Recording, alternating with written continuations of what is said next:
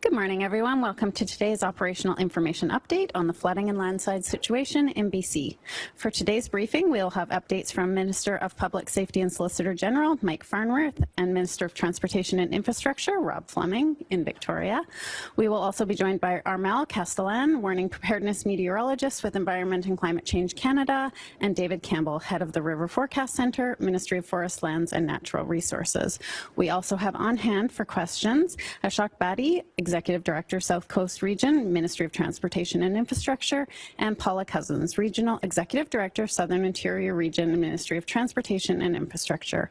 A reminder to media on the phone line, please press *1 to enter the queue. You are limited to one question and one follow-up. I will now hand it over to Minister Farnworth.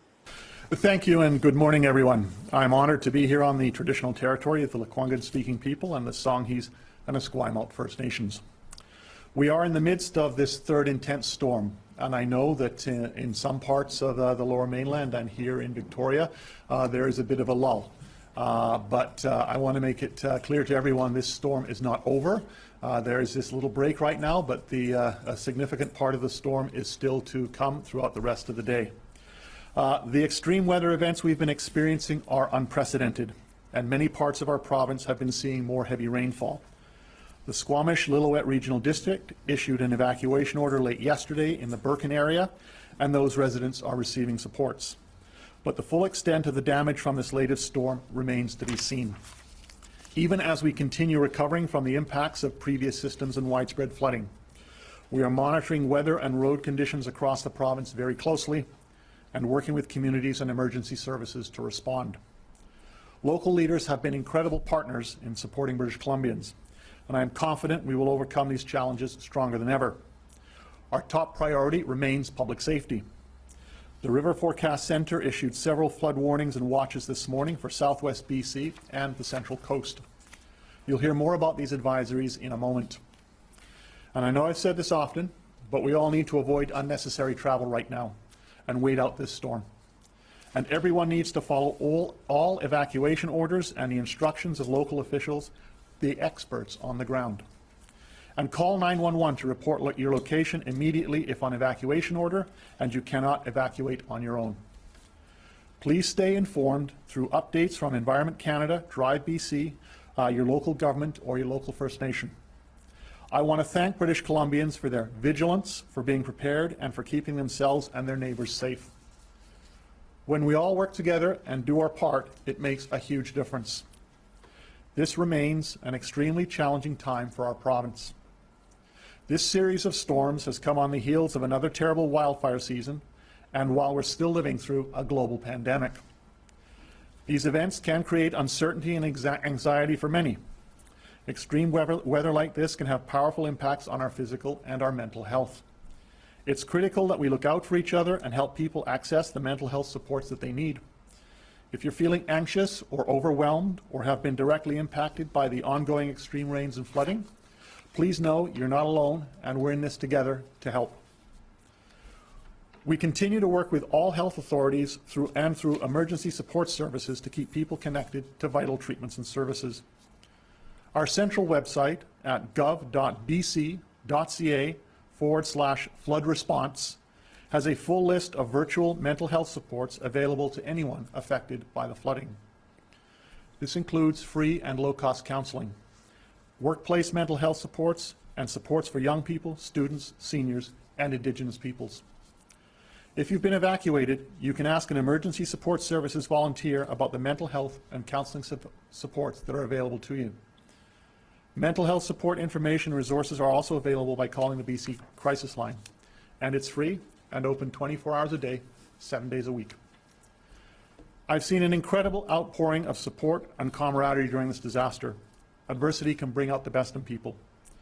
Thanks to the generosity of Canadians and funds from the province to date, the Red Cross has sent out more than $5.8 million to eligible households affected by the BC floods and extreme weather. And as announced by Premier Horgan and the Prime Minister, the Government of Canada and the Province of BC will match all donations made by individuals and corporations between November 17th and December 26th. This means that every $1 donated will become $3 to support those who've been affected by the floods. The response has been incredible. And thankfully, there appears to be some reprieve in the weather in the days ahead. But for now, please continue to look out for one another in your communities. The latest storm will pass and we will recover. I want to acknowledge especially all the first responders and other emergency workers who have been working tirelessly to keep people safe. And the countless volunteers from emergency support services to search and rescue groups to everyday British Columbians to our military forces who are on the ground in communities in many flood-affected parts of the province, helping where they can and when they can. With that, I will now turn the update over to my colleague, Minister Fleming.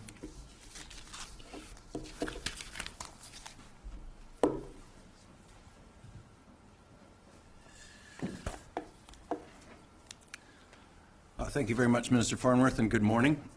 Like other agencies in government, the Ministry of Transportation and Infrastructure has been closely following the current atmospheric river event. We have had crews and equipment on standby in all regions where heavy rainfall events were expected. Yesterday morning, a travel advisory was issued for Highway 20 in the Bella Coola Valley. Also yesterday afternoon at 4 p.m., we preemptively closed Highway 99 between Pemberton and Lillooet. That decision was based on geotechnical advice from our engineers because of the heavy saturation on the ground in that area, extremely saturated with more heavy rains expected. I want to give a recap on the status of our major highways as of this moment today. Highway 1 through the Fraser Valley remains closed between Abbotsford and Chilliwack. The Tiger dams that were set up there on Sunday night are in place and have been effective in preventing the roadway from being flooded. We need to get through this atmospheric river event and provide an update on what reopening and when reopening might occur. On the east side of Chilliwack, Highway 1 remains closed between Popcombe to Hope. There is some flooding on that section. In the Fraser Canyon, Highway 1 remains open between Hope and Boothroyd, but it is closed between Boothroyd and Spence's Bridge. Highway 7, earlier this morning there was a debris slide on Highway 7 near Seabird Island, forcing the closure of the highway between Agassiz and Hope. That debris has now been cleared and the area is open. A further accident at Lake Erock had that area operating as single-lane alternating traffic, but that has now also cleared.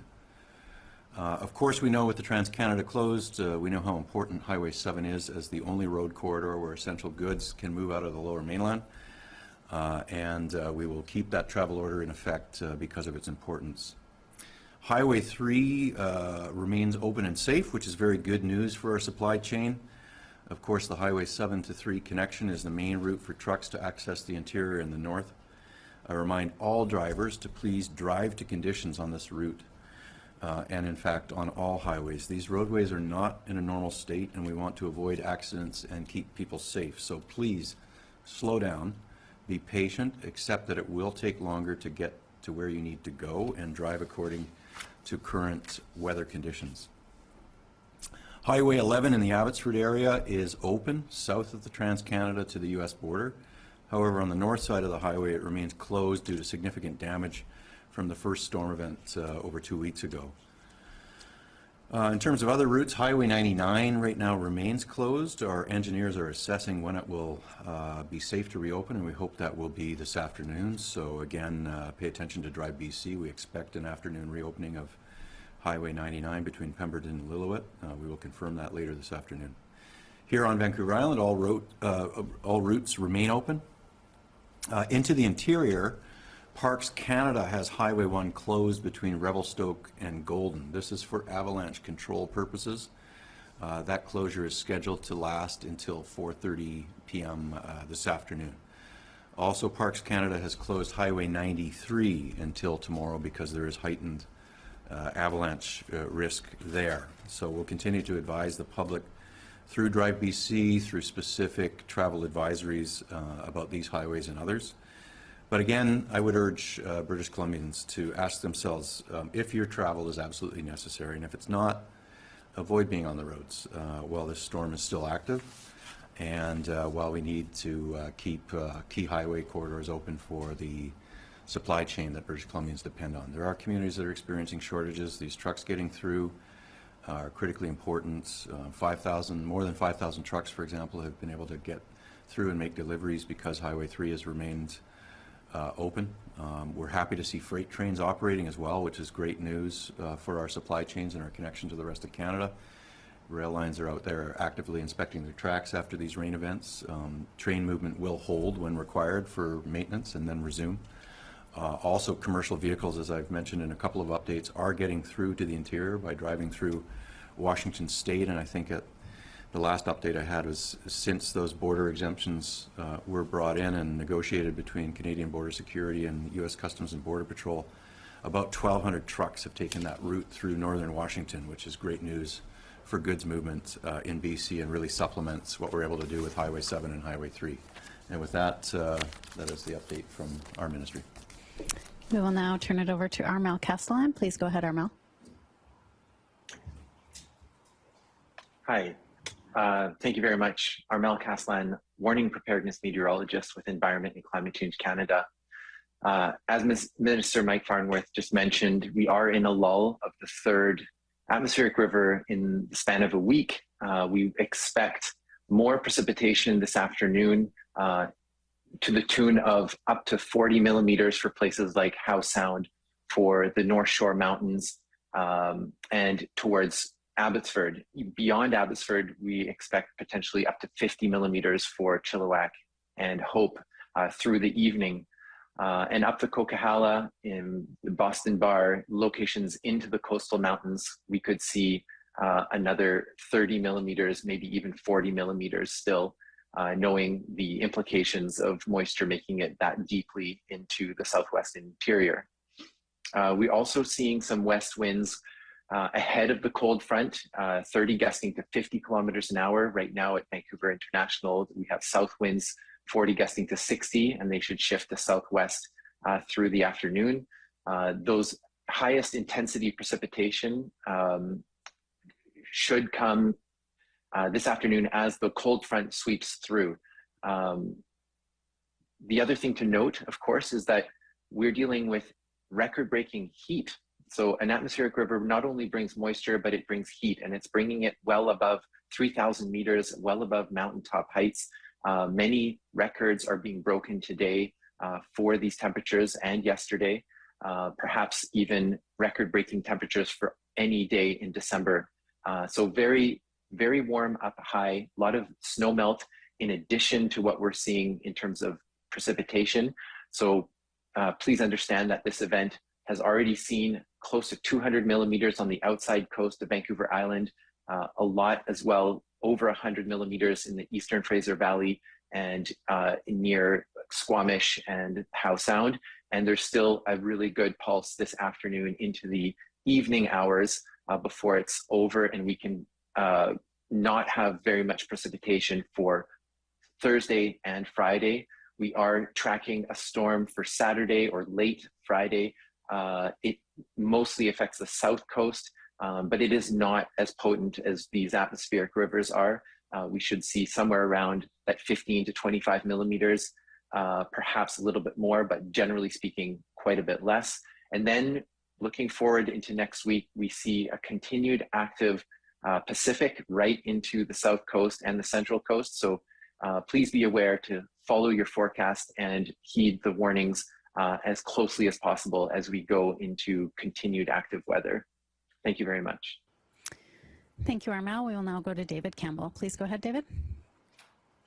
Thank you. On the riverside, we are picking up that snowmelt across, particularly the south coast. Addition of 15 to 60 millimeters of snow water equivalent we've seen running off areas to the south coast. That's in addition to the heavy rainfall that Armel talked about. Up in the north and central coast, those snowmelt rates have been a little bit more muted, which has helped to some degree the severity of flows that we're seeing up there. So scanning across the province right now, central coast, seeing moderate river level rises. Expect that to continue through the day today, and then expecting to see conditions improve tomorrow. On Vancouver Island, things have been relatively stable through the day today, but with additional rainfall coming, there is the potential to see higher flows as we go through the latter part of today. Through the south coast is really where we've seen quite significant rapid rising of rivers, particularly around the Howe Sound and Fraser Valley areas. So, and are anticipating fairly challenging river conditions through the eastern side of the Fraser Valley, the Chilliwack River, as well as rivers draining off both the north-south side of the Fraser Valley. We've also seen spillover of rainfall going into the interior watersheds and expecting ongoing challenging river conditions into the Tulameen River down into Princeton, as well as the Coldwater River into Merritt and tributaries into the lower Nicola and Spias Creek. As discussed, there still is some more rain to come through the afternoon today here, and do anticipate conditions can be exacerbated from that. So we may see newer emerging issues arise throughout the coast, particularly on the central coast or on the south coast side of things. On the Nooksack River, river has been rising. We are seeing that it has been a little bit lower than forecast yesterday in terms of that rate of rise. So the risks for overflow spill seem to be reduced on the Nooksack River into the Sumas River. The National Weather Service in the US has dropped their flood watch for that area. So we're continuing to watch the rises there. Expect it will peak out later today and then recede, and at this point looking like decrease from that, risks from that. While the conditions continue to be challenging through today, we are expecting with drying weather into tomorrow and the weekend that we will see more substantive improvement in river conditions tomorrow and into the weekend, giving reprieve from what has been a prolonged period of challenging conditions. At the moment, we have flood warnings in place for the lower mainland and Fraser Valley, including the Chilliwack River, the Sumas River, and the Coquihalla. We also have flood warnings in effect for the Coldwater, lower Nicola region, as well as the Tulameen, Princeton, and flood watches are in effect for the remainder of the coastal regions, including Vancouver Island, Central Coast, Howe Sound, and the Sea to Sky. And high stream flow advisories in other areas of the interior where we're expecting to see both the combination of snowmelt and heavy rain. That concludes the update from the River Forecast Center. Thank you.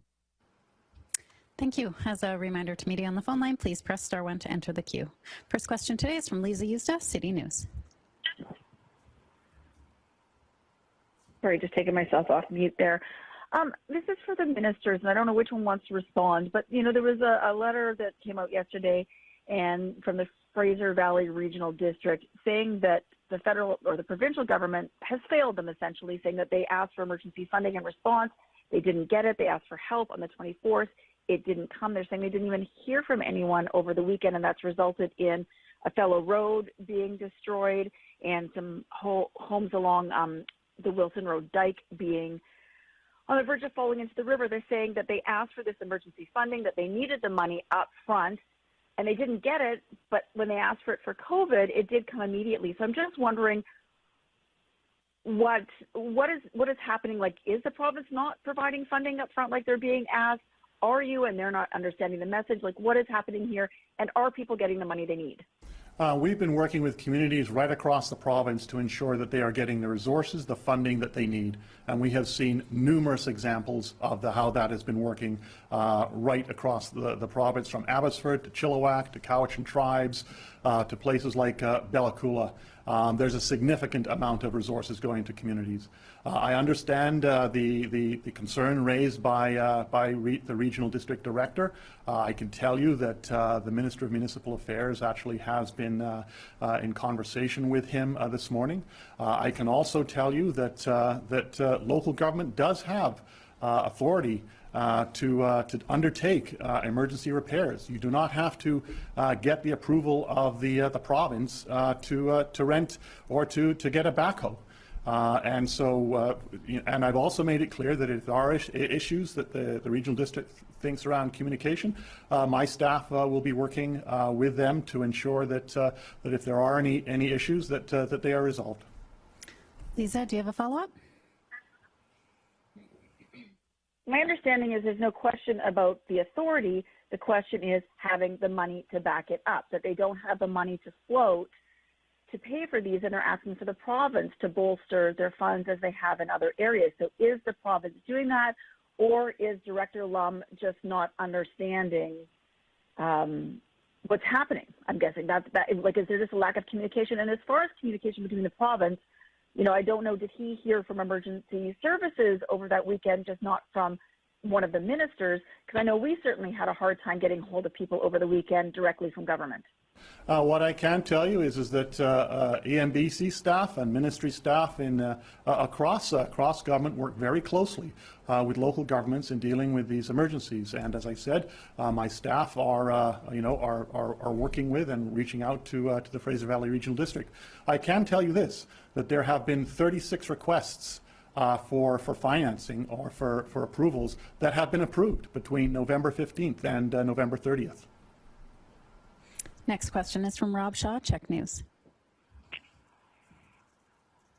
Oh, hi. Just back to Armel from Environment Canada. I know you've given us lots of numbers over the briefings, but I was wondering if you could recap again for us the record-breaking rain in November, then the record-breaking heat at elevations today, and the implications of all of that for us now and into the future. Go ahead, Armel. Yeah, thank you, Rob.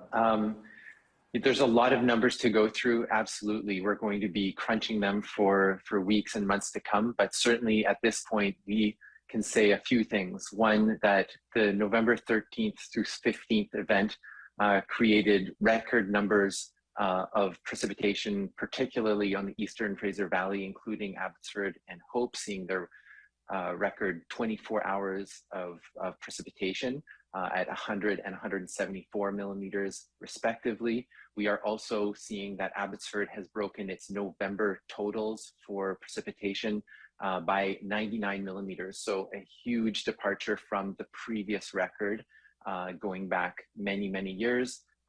We are also tracking Nanaimo, Victoria, Vancouver International Airport, and Abbotsford having broken their seasonal precipitation numbers for September, October, and November all combined.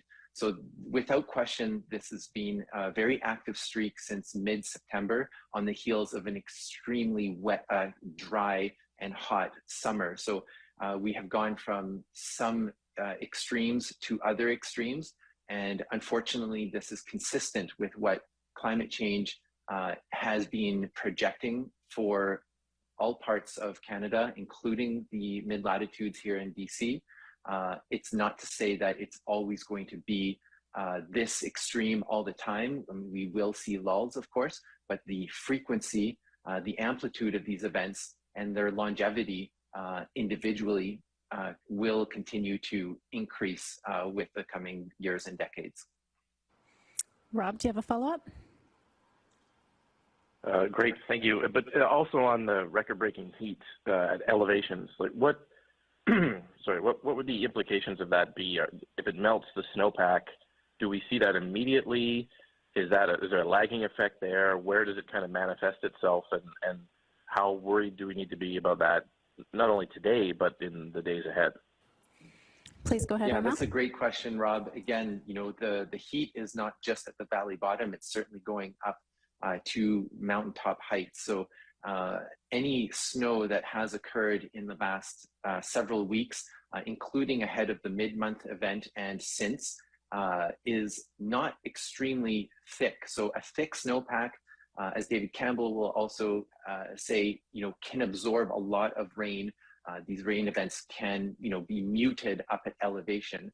When the snowpack is thinner, it's closer to being melted, and so an event like this can actually melt a lot of snow, and that's when we're starting to see values not only on the coast but into the interior, where an addition to the rain is the snow melt, and it can happen very quickly, especially considering how saturated all of the soils are as a result of having such a long period of wetness, and therefore the impacts from that snow melt are very, very close to on hand and add to the rainfall totals.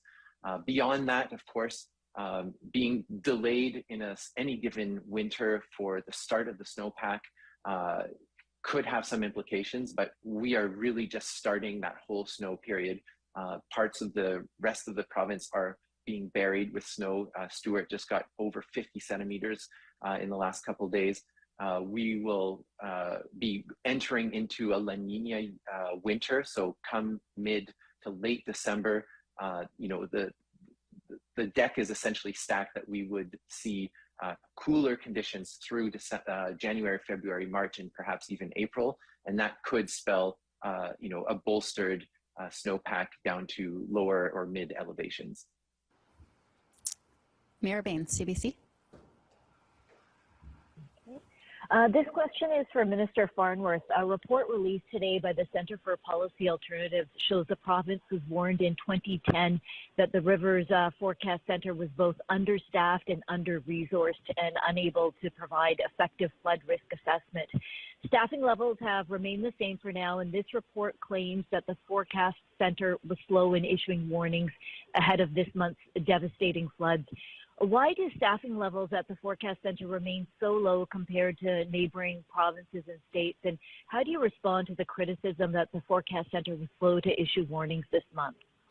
Thank you, and I'm familiar with this report that you're talking about that was done in 2010. I can tell you that since that time there has been significant changes in terms of technology and the information that they're able to do and work with. I can tell you the River Forecast Centre does an amazing job, and we have incredible individuals who do extraordinary work. And they were absolutely doing their job in alerting communities to the situations on the stream flow and river flow forecasts that we are facing, not just in this event, but in events that are taking place throughout the year. Follow-up, Mira? Yes. Minister Farnworth, there's recently, because of the failure of orphan dikes that are maintained by any government jurisdiction. In particular, I'm talking about the area near Keremeos. Will the province invest in maintaining these dikes?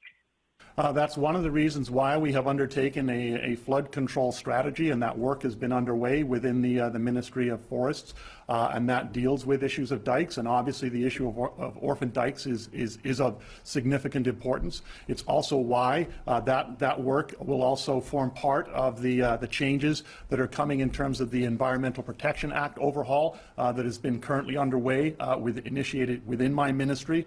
It's why we signed up to the Sendai framework in terms of how we approach disaster management and emergency response. We're the first province in the country to do that. All of those things feed into those fundamental changes so that emergency preparedness and approach in terms of dealing with disasters doesn't just focus on response and recovery, but very much also focuses on the other two key pillars that have to be recognized, which is prevention and mitigation. Next question is, oh, sorry, Mira, do you have a follow-up? Did I already ask that? I'm sorry. Richard Zussman, Global News. On that CCPA report, Minister, is there a commitment to hire additional staff, or based on the answer you gave to Mira, are you confident that the Forecast Centre can do its work with current staffing levels? We have incredible staff working in the River Forecast Centre. They do incredible work. But like after any event, such as we've seen, whether it's wildfires, heat dome, or floods, we obviously do a review of what has taken place, always trying to identify gaps or areas where we can improve. It's also why we've undertaken, as I just mentioned, that significant rewrite of the Emergency Program Act, so that we look at all aspects of preparedness, response, and recovery to ensure that we've got the best framework in place. Follow-up, Richard? So, Minister Fleming, I know the situation is dynamic. Can you talk to me about what you're looking at for Highway 3 between Abbotsford and Chilliwack in terms of reopening? What sort of assessment must be done before the reopening is done? And is there any broad sense of timing based that we still, don't know what's going to unfold with the weather later today? Yeah, in terms of decisions around reopening Highway 1 in the Fraser Valley, we're going to have to get through the storm event. We're monitoring it. We put some emergency infrastructure in place to protect that stretch of Highway 1. So the dam systems are working. They're keeping water in previously flooded areas after the first major storm event that put it underwater, that then receded. We're basically trying to protect a condition to reopen Highway 1 as soon as we can, but it's too early to make a commitment to the public. We have to get through this rain event. We'll make assessments, and we'll advise on what a timeline will look like. You know, we got to get through. We got to get through today, and then we got to get through tomorrow. But we'll be basing that on what we're seeing on the ground. But for now, the Tiger dams and the infrastructure that people worked, I was going to say Sunday night, but it was 4:15 in the morning when they completed installing that. All hands on deck, all kinds of agencies coming out, First Nations, local government, working with regional district, working with MODI staff, working with contractors.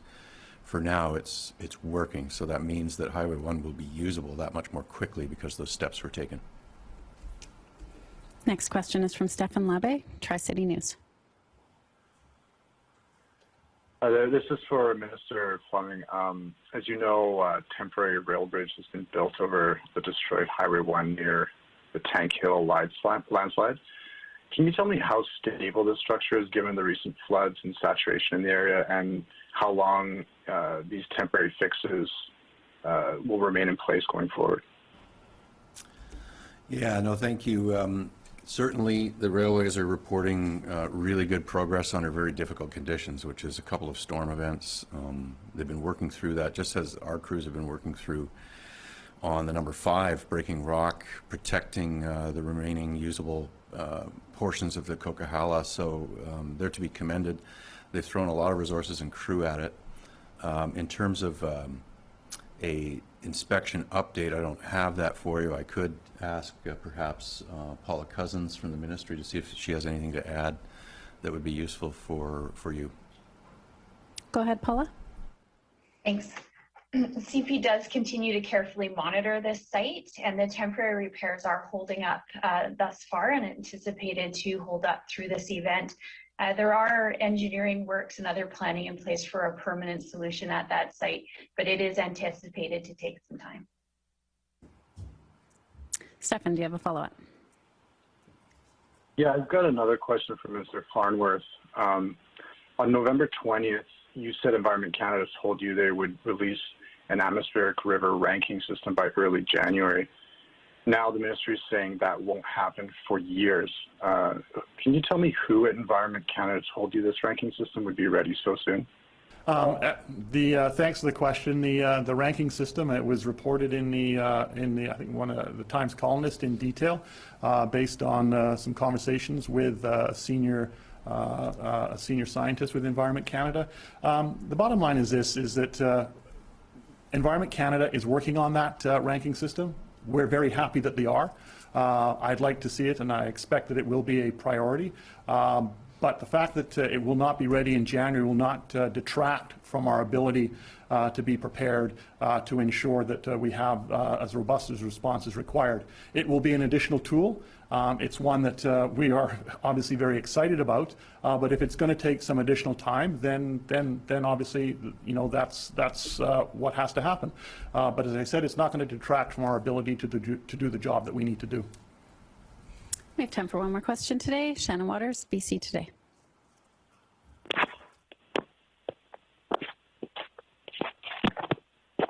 Shannon, are you there? Hi, I'm wondering if you can tell me how many requests in total the ministry has received for assistance from local governments. You mentioned that 36 have been approved. How many in total have been received, and how many have been rejected by the province? That was for the Fraser Valley Regional District. I can tell you we work very closely with local governments to ensure that we're able to get the resources, the assets, the equipment that they need to their communities as quickly as possible. Follow up, Shannon?